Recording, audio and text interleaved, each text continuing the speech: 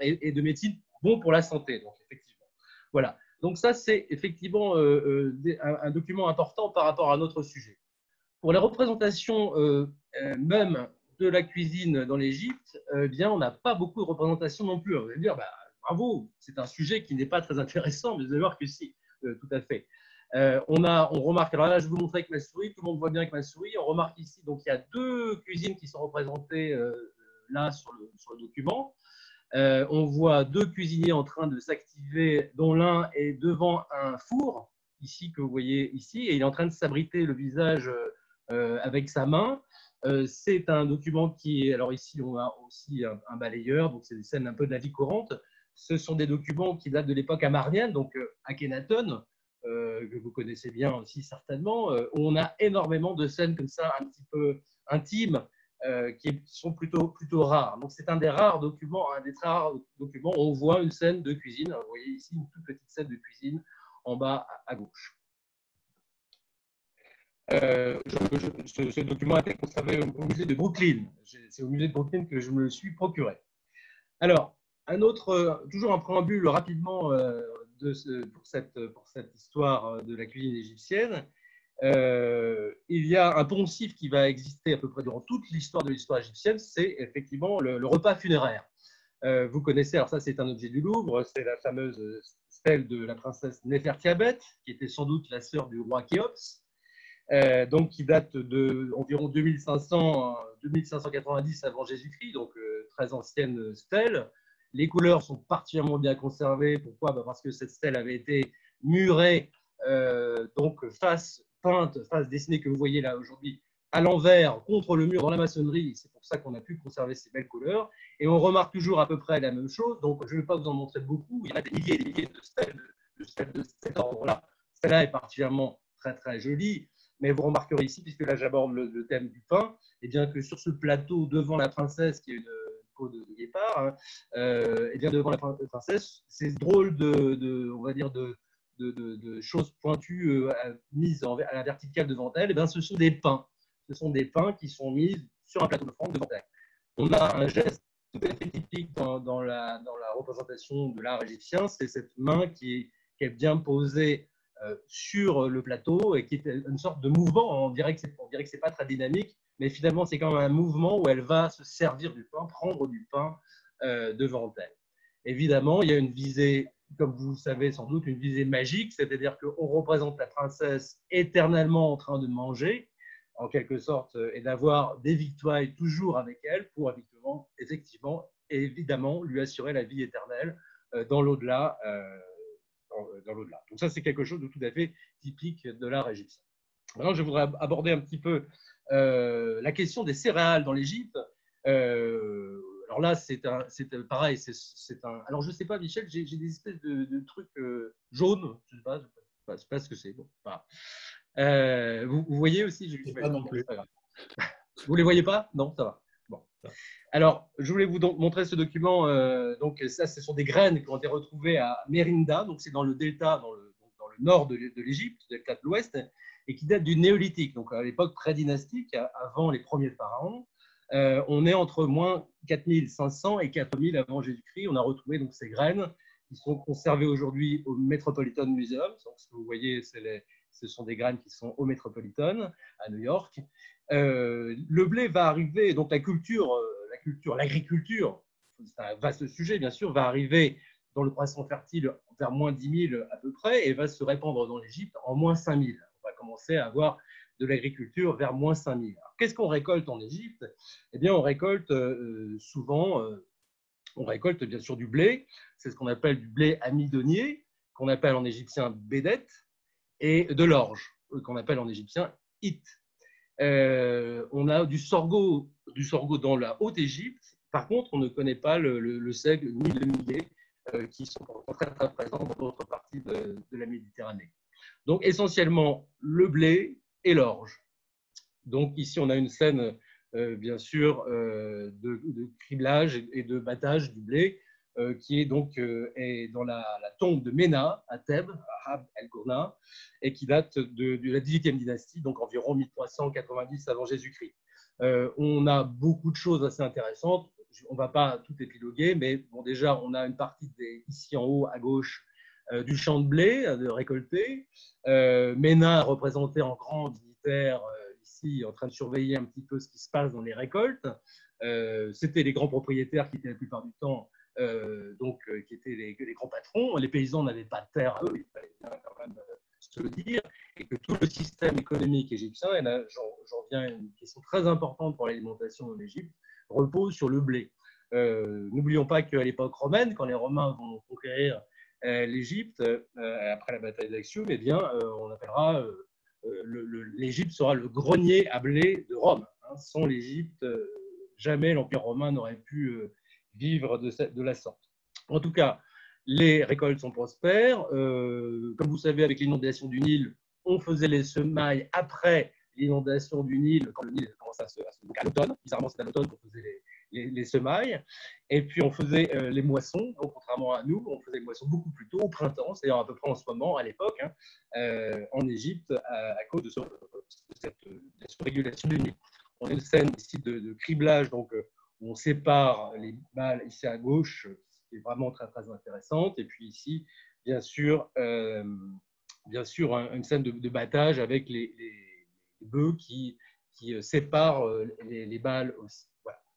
Alors, bien sûr, toutes ces récoltes qui étaient fort nombreuses, on imagine, on estime, parce que c'est assez difficile, on estime que c'était à peu près le même rendement qu'actuellement en Égypte, c'est-à-dire qu'il n'y avait pas d'intrants, bien sûr, il n'y avait pas de pesticides, tout était naturel, comme on peut imaginer.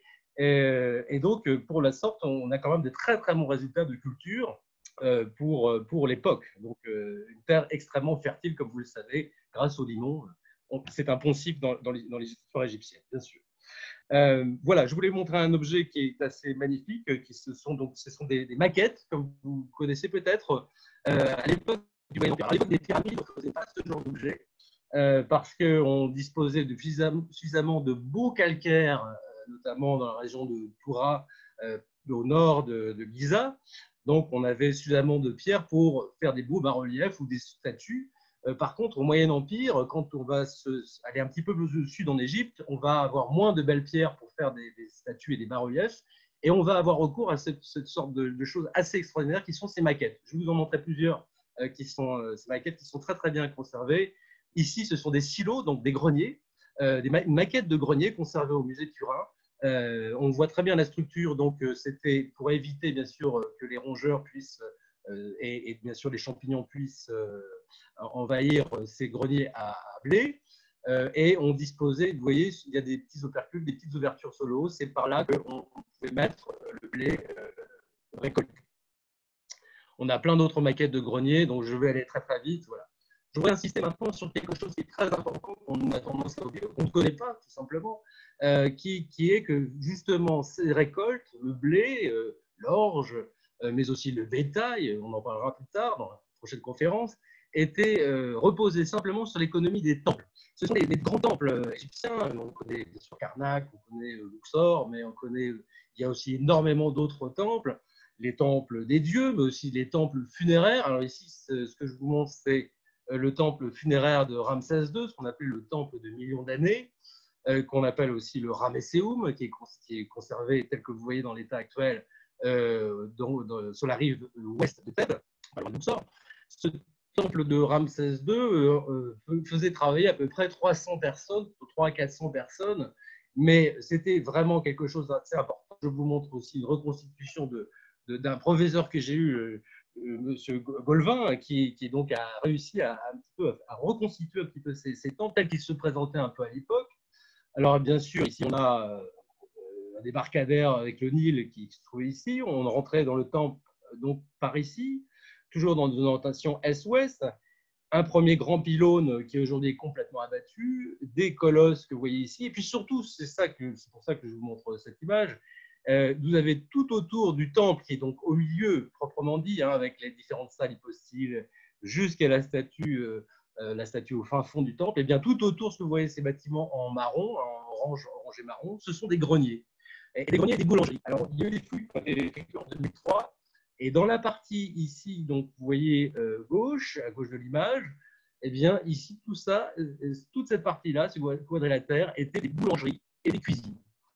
Et vous remarquerez ici, il y a des petits sas, il y a une sorte de petit sas ici, on décontaminait en quelque sorte, hein, sans parler de virus et de coronavirus, mais on décontaminait les aliments qui étaient cuits dans ces boulangeries ici à gauche, dans ce petit sas, avant de les amener en offrande aux dieux, et en l'occurrence, culte des morts de Ramsès II, puisque c'était son temple funéraire. Donc ici, c'était un peu une zone de décontamination entre la fabrication des pains, de la boulangerie, des greniers et de toute cette économie sur laquelle reposaient les temples. C'était le temple qui stockait toutes les récoltes et qui redistribuait ensuite, puisque le grain ou le pain ou les pains étaient la monnaie d'échange. À l'époque, il n'y avait pas de monnaie en Égypte, comme vous savez sans doute. Donc, on vivait simplement avec ces récoltes qui prenaient toute la place. Alors, je vous ai fait un petit peu de hiéroglyphes là pour vous montrer. Donc, pour dire pain en égyptien, on dit te, ou on ne sait pas trop prononcer l'égyptien, comme vous le savez. En tout cas, c'est ce hiéroglyphe du pain qui est cuit simplement, vous voyez la meule prise en profil que vous voyez ici. Et pour dire bière, on dit eneket, c'est un des noms de la bière. Et vous voyez que ici, à la fin de ce mot égyptien, on a ce qu'on appelle un déterminatif, c'est-à-dire un petit signe égyptien hiéroglyphique qui ne se prononce pas, mais qui représente la chose dite. Ici, c'est une jarre à bière, comme vous voyez. Voilà.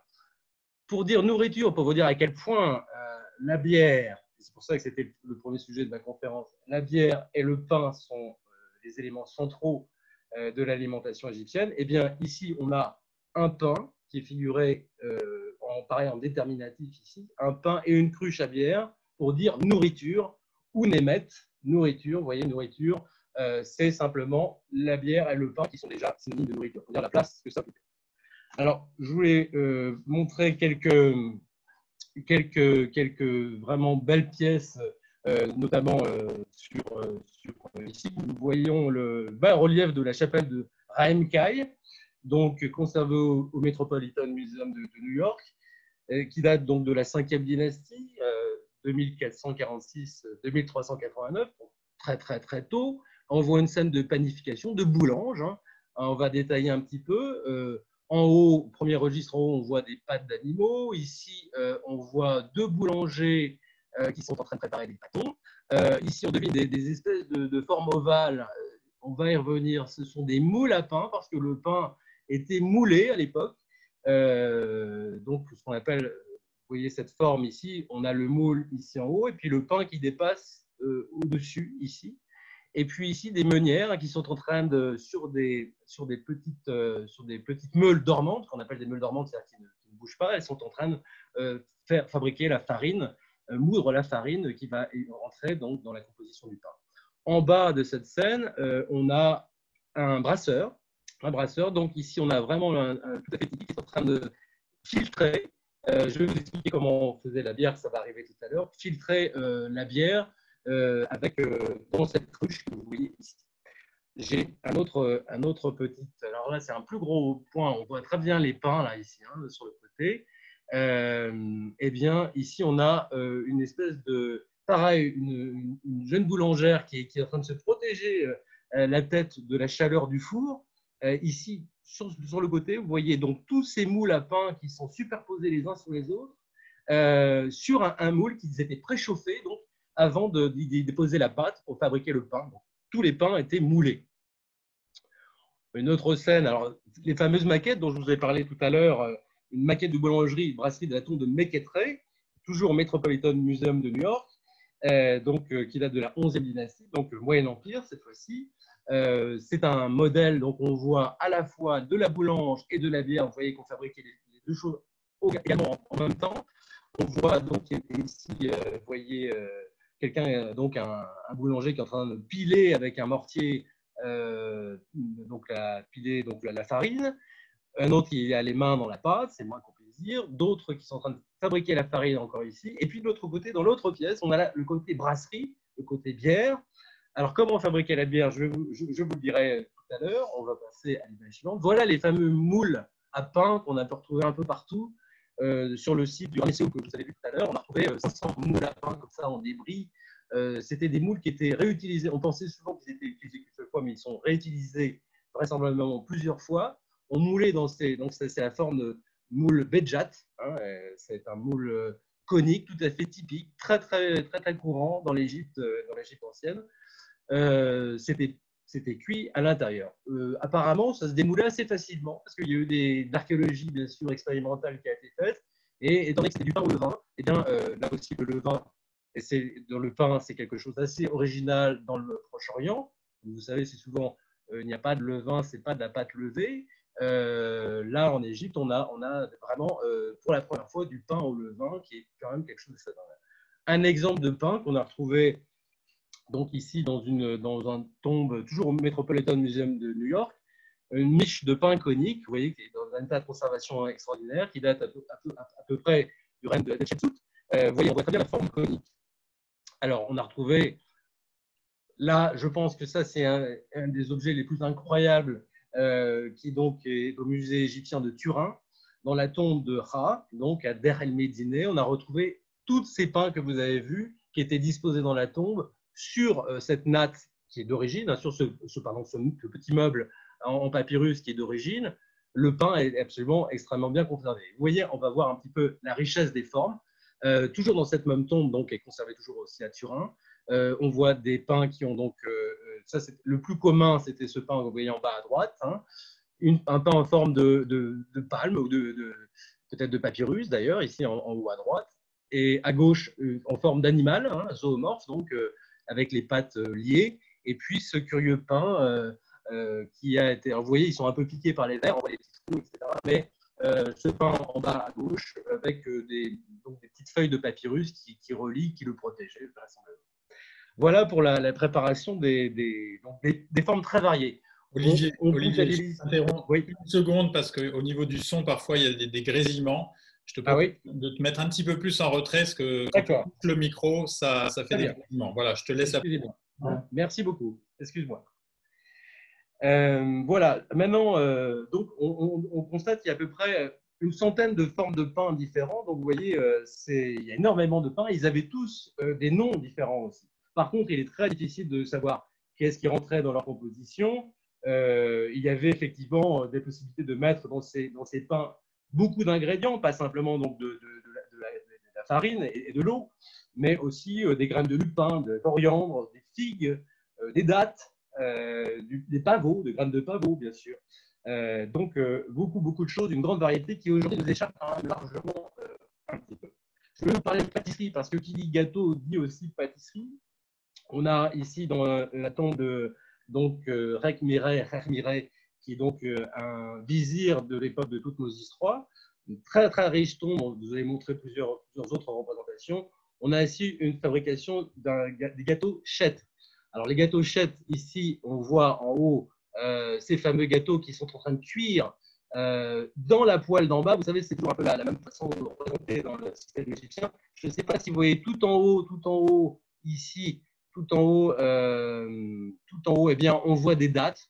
Donc, c'était des gâteaux où il y avait des dattes avec, bien sûr, de la farine et qui étaient vraisemblablement poêlés, grillés. Hein. Ici, on voit le feu, hein, bien sûr, avec quelqu'un qui a une grande spatule en bois pour fabriquer ces gâteaux. Et ensuite, quand c'était donc frit, vraisemblablement frit dans de la graisse, hein, avec du miel. Ici, c'est une jarre, on a pu savoir que c'était du miel, qui était conservé à l'intérieur, et qui était ensuite également moulé. Vous voyez les moules ici, toujours les moules coniques, hein, comme ceux que je vous ai montrés tout à l'heure. Et le nom même de gâteau chet, c'était ce nom-là, eh bien, c'était parce qu'ils étaient moulés qu'ils avaient cette forme-là.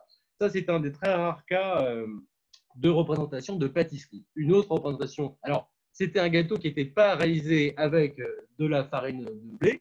C'est un gâteau qui est réalisé à partir de souchets. Alors, je ne sais pas si vous connaissez, ça existe dans la région de Valence, en Espagne. On appelle ça les choufas. Ce sont des souchets, c'est des petites graines, les graines qui sont de plantes qui poussent dans les marais, dans l'état de l'Èbre. À Valence, c'est le cas. C'est les Arabes qui ont pris ça en Égypte et qui ont apporté ça en Espagne. Et c'est pour ça qu'en Espagne, on continue à consommer ces souchets qui étaient consommés dans l'Égypte ancienne.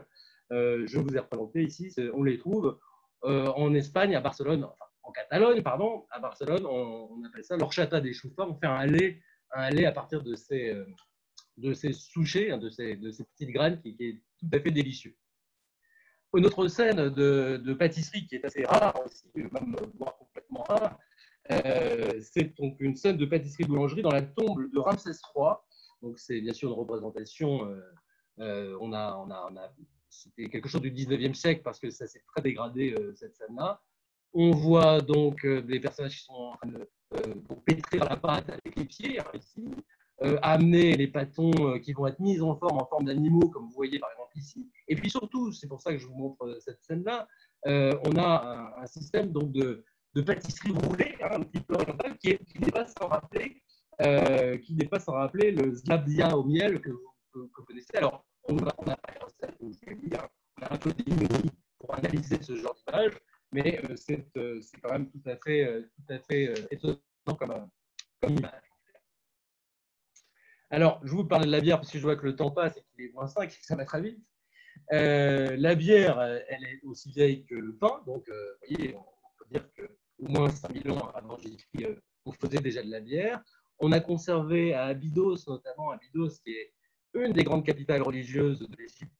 On a conservé, on retrouvait dans les années 80 des fouilles, des centaines et des centaines de jarres à bière qui étaient conservées là, avec des dépôts au fond. Donc on sait qu'exactement c'était des amphores à bière. Et qui sont nous signe qu'effectivement, déjà à l'époque pré-dynastique, donc vers -3000, on avait déjà donc, une grande importance de bière. Ici, c'est une brasseuse de bière. Donc, je vous avais montré tout à l'heure un brasseur. Ici, une brasseuse. Désolé, il y a vraiment un gros grésillement, tout le Oui. monde l'entend. Est-ce Oui. que tu peux, je comprends ton enthousiasme, mais il faut Non, peut-être non, un petit peu je plus. parle peut-être trop fort. Non, non, c'est juste trop près du micro, je pense. D'accord. Je te rends Ok. la Non, parole. c'est parce que, comme je te disais, je suis myope. Le problème, c'est que quand je suis trop loin, je ne vois plus mes diapos. Bon, Non, non, non, non, mais t'inquiète pas. vas-y. Donc, ça va mieux comme ça? Alors, il y avait plusieurs types de bières. Donc, la bière Henneken, comme je vous l'ai dit, qui est la plus courante, qui est simplement réalisée à partir donc, de blé. Donc, comment on fabriquait cette bière? Eh bien, on la fabriquait, c'était assez simple. On prenait 3/4 de blé moulu, pétri avec de l'eau. On faisait une pâte, un levain. On faisait une première cuisson du pain assez faible pour ne pas abîmer le levain et les enzymes, pour que ça reste encore, pour ne pas les tuer, pour que le pain puisse avoir encore ses enzymes. Le quart restant du blé, on le en graines, donc il n'était pas moulu. On lui mettait avec de l'eau, on l'écrasait, on mélangeait tout ça. Hein, on morcelait les pains qui étaient donc pré-cuits, on mettait tout ça à fermenter donc dans de l'eau, parfois avec de l'orge maltée, hein, pour donner un petit peu de goût, et on mettait en fermentation pendant 24 heures. L'Égypte, il fait très chaud, donc ça fermente très très vite. On pouvait rajouter un peu de bière d'une autre cuvée pour un petit peu accélérer le mouvement, et c'est comme ça. Alors à la fin, bien sûr, on était obligé de séparer les morceaux de pain, tous les dépôts, et on faisait plusieurs filtrages. C'est ce que vous voyez ici. Donc c'est une brasseuse qui est en train de filtrer la bière avec un tamis en crin. La plupart du temps, c'était en crin. Ici, ça s'appelle Saint-Capinati, donc à Giza, au musée du Caire.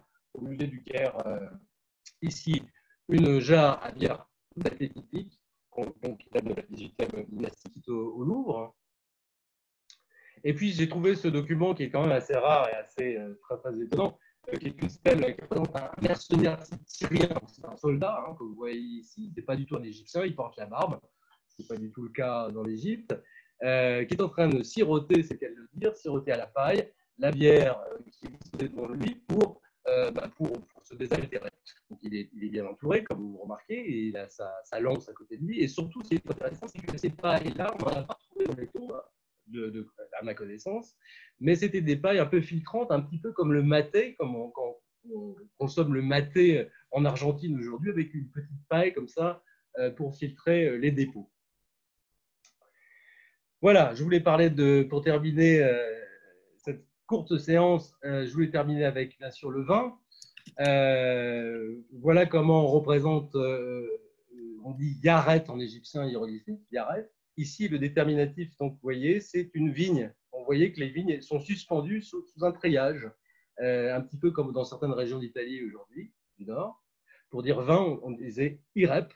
Et encore une fois, les déterminatifs de fin pour expliquer ce mot égyptien eh bien, on a les deux amphores à vin couplés, comme vous voyez ici. On a énormément de scènes par rapport au vin. Donc ça, c'est une scène du côté nord de la chapelle de Narth, qui est donc, ça c'est conservé aussi, c'est une copie qui est conservée au musée je vais y arriver, Metropolitan Museum of New York. Vous voyez donc ici Narth et Tawi, qui sont les deux dignitaires qui sont devant leur table d'offrande, ici, bien sûr. Une scène de chasse, on en reviendra, je leur remontrerai cette scène-là. Ils sont aussi ici devant pas mal d'offrandes avec beaucoup de grappes de raisin ici, et puis ici devant, dans leur domaine vinicole, puisqu'il y avait aussi bien sûr des vignes en Égypte. Alors les vignes en Égypte, elles se développent surtout au Nouvel Empire, elles arrivent tardivement, elles sont importées en quelque sorte, puisqu'il n'y a pas dans l'Égypte ancienne, dans l'Ancien Empire, on n'a pas de vin, mais au Nouvel Empire, le vin va commencer à être importé en Égypte et va croître en Égypte. Le vin est essentiellement, en tout cas les vignes, excusez-moi, sont essentiellement disposées dans le delta, dans le nord de l'Égypte. Une scène de vendange et donc de pressage, foulage au pied. On voit qu'il ne fallait pas traîner non plus puisqu'il fait très chaud et donc il faut vite fouler au pied le raisin qui vient d'être récolté. Vous voyez les trails ici, on les voit très très bien. Et contrairement aux techniques vinicoles, le mou était mis directement en amphore. Donc, vous voyez, on n'avait pas ces procédés de vinification tels qu'on les connaît aujourd'hui, c'était assez rudimentaire. Il y avait aussi du vin qui était importé de Crète, importé d'Anatolie, importé d'autres endroits de la Méditerranée, qui étaient, bien sûr, pour les populations riches, les nobles, essentiellement. Un très très bel objet que je voulais vous montrer, qui est donc un pendentif en grappe de raisin qui est retrouvé dans le palais d'Amenhotep III. Vous voyez en faïence bleue égyptienne, type lapis lazuli, qui est donc assez magnifique. Voilà, ça c'est des amphores à vin qui sont conservés au musée du Louvre et qui viennent d'Abydos, qui datent du Nouvel Empire. Alors ces amphores à vin, elles avaient la spécificité, c'est que la plupart du temps, pas toujours, mais la plupart du temps sur les amphores, on mettait la cuvée, le propriétaire récoltant, bref, c'était presque des AOP, donc bien sûr l'année de récolte.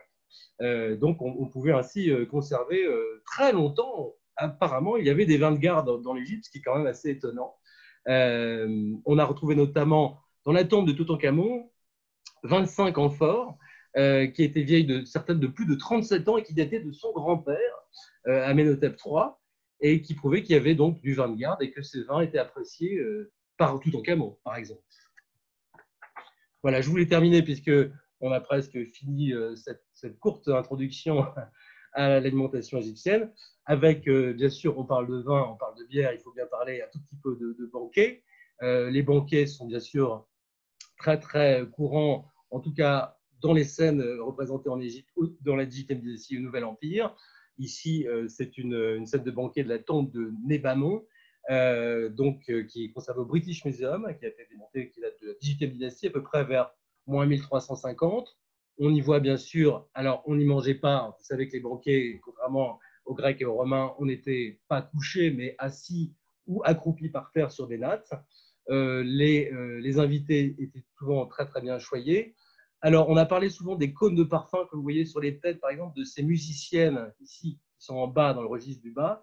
En fait, ce ne sont pas des cônes de parfum qui étaient disposés sur la tête, c'était vraisemblablement, semble-t-il, le parfum lui-même que l'on voit ici, qui donc irradie, on va dire, la chevelure de ces invités, puisqu'ils en ont tous, vous voyez, ils en ont sur la tête, ils sont en haut et en bas. Les danseuses n'en ont pas, ce sont des esclaves. Et puis vous voyez ici, sur la droite, ces amphores à vin richement parés de fleurs, de guirlandes de fleurs, hein, qui sont tout autour ici à droite. Je voulais terminer avec cette image. J'ai presque fait mon timing, ce qui était un petit peu court pour moi, avec cette très belle scène de banquet aussi dans la tombe de Rekhmiré, donc qui date à peu près de la même époque que précédemment, un siècle plus tôt quand même. Je voulais terminer aussi, on voit donc une servante qui est représentée bizarrement de 3/4, on la voit de 3/4, ce qui est plutôt rare dans l'Égypte ancienne, qui est en train de verser à partir d'un petit gobelet du vin dans une coupe à boire à une des invitées qui est ici. Et surtout, je voulais terminer avec cette phrase qui correspond bien à l'esprit de l'Égypte que j'aime, en tout cas que j'ai toujours aimé, qui était loin d'être, les Égyptiens étaient loin d'être des gens tristes. Ici, on a un petit texte égyptien que je voulais vous traduire. Alors, N, K, T, Ir, Ra, Nefer, ce qui veut dire N, c'est pour, ton K, le K, c'est pour ton âme. L'âme, c'est les deux bras que vous voyez ici qui sont dressés. Pour ton âme. Ir, c'est l'œil que vous voyez ici, ça veut dire faire en égyptien. Faire. Ici, on voit le soleil avec, ça veut dire jour. Fait un jour. Et ici, on voit Nefer. Nefer comme dans Nefertiti, ça veut dire beau, bien, heureux. Pour ton cas, fais un jour heureux. Et ça sera le mot de la fin pour cette première partie. Je vous remercie. Merci beaucoup, Olivier. Je crois que tout le monde, je vais réactiver les micros pour entendre les applaudissements, le tonnerre d'applaudissements. Merci beaucoup. Merci. Merci. En tout cas, Merci Olivier. C'est trop. Merci beaucoup. C'était assez expérimental. On a eu des petits soucis techniques liés à l'équipement et liés à la bande passante, etc. Mais voilà. On va faire. L'idée, voilà, il y aura d'autres séances. Elles seront annoncées sur la page Facebook d'Olivier. Donc, je vous engage à tous, si vous n'êtes pas déjà connecté avec Olivier, de vous connecter avec lui sur Facebook. Ce webinaire, on pourra aussi le diffuser en live sur Facebook. Je viens de faire la tentative et ça fonctionne. Donc, il y a plein de possibilités techniques pour que les conférenciers confinés continuent de nous éclairer et de nous inspirer. Merci. Est-ce qu'il y a des questions? Est-ce qu'il y a des questions? Alors, il y en avait une. Il y a une question tout à l'heure, Olivier, autour des recettes de cuisine et notamment des noms des différentes bières et les recettes pour les faire. Est-ce que tu as des documents? Alors, je voulais vous montrer parce que pour faire la bière, c'est ça la question, hein? C'est ça? Non, les recettes et noms. Les recettes. Recettes et noms des différentes bières. Il y a un bouquin, je ne sais pas si vous arrivez à le voir. Oui. Oui. Alors, c'est un livre qui a été écrit en 2003 par Pierre Talley. Pierre Talley, c'est le spécialiste de la cuisine, des cuisines égyptiennes de l'Antiquité. C'est un égyptologue de l'IFAO, donc c'est plutôt quelqu'un de sérieux. Ça date de 2003, ça date un petit peu. Mais en tout cas, à la fin, il y a des recettes. Il y a des recettes qu'il imagine, et bien sûr adaptées, puisqu'il a simplement imaginé. Alors, je vais vous en donner quelques-uns. Faire un repas égyptien, donc salade de lentilles, œufs rissolés, mulet en salaison, poisson farci au raisin sec et aux pignons, poisson au four et raisin sec et aux amandes, ragoût de lapin, brochette d'agneau, figues pochées. Mais tout ça, on verra ça dans les prochaines séances, puisque c'était plutôt aujourd'hui les boissons et le pain. Très bien, merci beaucoup. Alors, la prochaine séance, Olivier, c'est quand et c'est quel sujet? Alors, c'est donc jeudi prochain, même heure, même punition. Donc, à 17h30, si cela vous convient. Et donc, le sujet, ça sera un thème assez étonnant. Vous allez voir, pas aussi simple qu'il n'y paraît, notamment, donc c'est la viande, les viandes, le bétail et les poissons. Et les poissons, ça va poser pas mal de questions. Et la viande aussi, notamment le porc. Vous verrez. Très bien, c'est tout un programme. Merci à tous. Merci en particulier à ceux qui sont inscrits sur Eventbrite et ont fait un don pour Olivier. Tout à fait, je voulais les remercier également. Et voilà, et donc rendez-vous la semaine prochaine pour un nouvel épisode de cette découverte de ce voyage dans le temps. Merci. Merci à tous. À bientôt et passez une bonne soirée et prenez soin de vous. Au revoir. C'est Olivier. Bye bye.